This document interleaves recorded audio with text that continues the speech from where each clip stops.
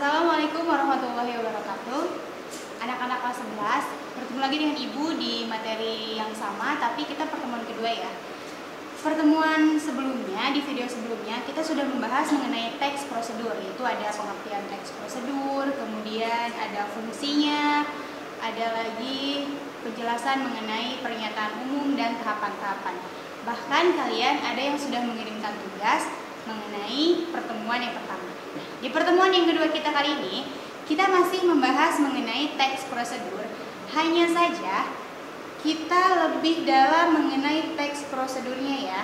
Nah, kita akan membahas mengenai mengungkapkan pernyataan-pernyataan umum, kemudian menuliskan tahapan-tahapan dalam suatu teks prosedur. Jadi tujuan pembelajaran kalian mampu mengungkapkan pernyataan umum dan tahapan-tahapan, melakukan suatu kegiatan tapi secara lisan dengan intonasi yang jelas dan baik ya.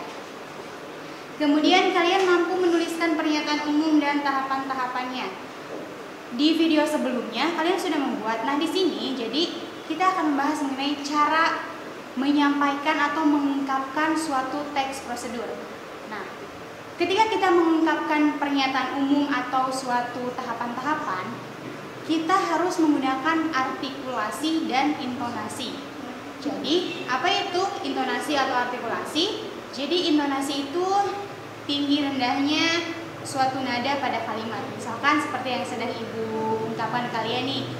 Jadi, ada intonasinya. Jadi, ada penekanan, ada yang datar, ada yang agak misalkan melengking. Contohnya gini, kalau Ibu bilang, "Apa kabar?" Itu kan gak ada intonasinya. Tapi kalau "Apa kabar?" Nah, itu ada intonasinya. Kemudian artikulasi.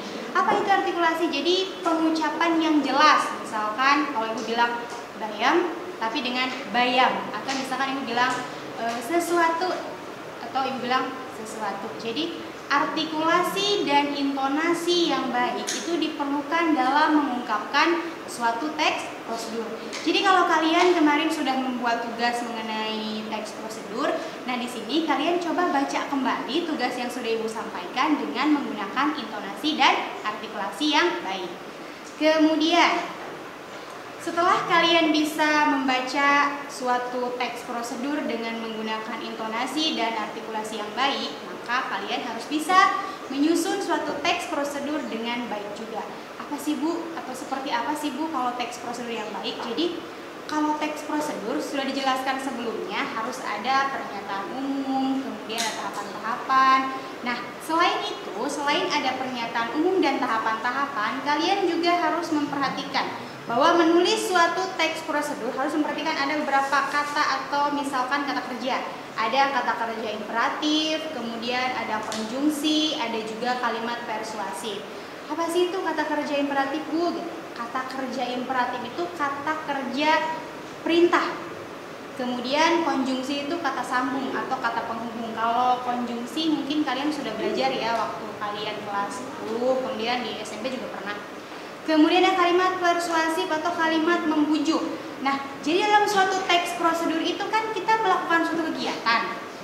Tidak boleh atau tidak mungkin kan tidak ada kata kerja imperatif atau tidak ada konjungsi, bahkan tidak ada kalimat persuasif membujuk. Nah, contohnya gini.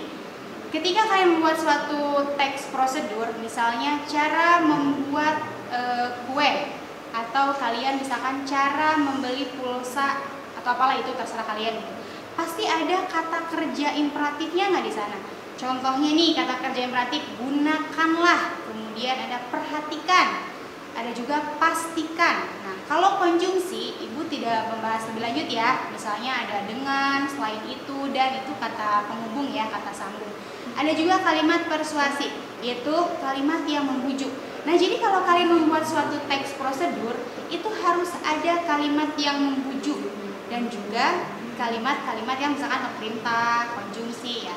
Kenapa harus? Karena yang namanya teks prosedur adalah sesuatu kegiatan yang dilakukan dari ada tahapan-tahapannya. Misalkan gunakanlah masker, kemudian cuci tangan kalian. Nah, itu misalkan prosedur untuk protokoler di pandemi COVID ini ya. Nah, dari yang tadi Ibu jelaskan, berarti di pertemuan kita ini lebih membahas ke mengungkapkan atau mempresentasikan hasil dari teks prosedur yang sudah kalian buat. Nah, nanti untuk tugasnya Ibu akan melakukan memerintahkan kalian lah gitu, membuat suatu teks prosedur dengan memperhatikan kalimat penjelasan umumnya, pernyataan umum, atau langkah-langkah dan tahapan-tahapan. Kemudian kalian perhatikan juga kalimat imperatifnya, konjungsinya, dan persuasif. Kemudian kalian mempresentasikannya ya, jadi berupa audio. Nanti kalian maksudnya kalian nanti di video juga sih ya, kalian nanti merekam suara kalian, nanti kalian presentasikan hasil dari teks prosedur yang kalian buat.